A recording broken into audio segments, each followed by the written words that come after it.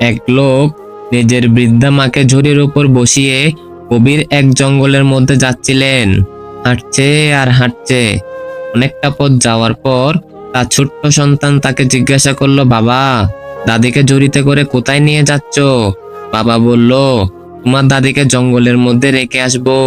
ছেলে অবাক হয়ে বলল, বাবা, দাদিকে কেন জঙ্গলের মধ্যে রেখে আসবে?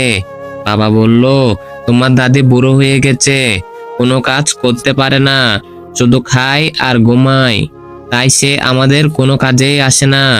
বাচ্চা ছেলেটা অনেক সময় ভেবেচিন্তে বলল, বাবা, তবে দাদিকে রেখে আসার সময় ঝুড়িটা কিন্তু অবশ্যই নিয়ে আসবে। বাবা কিছুটা অবাক হয়ে জিজ্ঞাসা করলো, কেন রে, ঝুড়িটা আনতে হবে কেন? তখন বাচ্চাটি বলল, বাবা, তুমি যখন বুড়ো হইবা, কোনো কাজ করতে পারবা না, শুধু শুধু টাকা খরচ করে নতুন ঝুড়ি কিনতে যাব কেন? তাই এ ঝুড়িতে করেই তোমাকে জঙ্গলের মধ্যে রেখে যাব। ছেলের কথায় বাবার বুকের ভিতরটা চমকে উঠলো এবং মনে মনে ভাবতে লাগলো, আমি যখন ছোট্ট ছিলাম এ বাবা মাই অনেক যত্নে আমাকে বড় করেছে।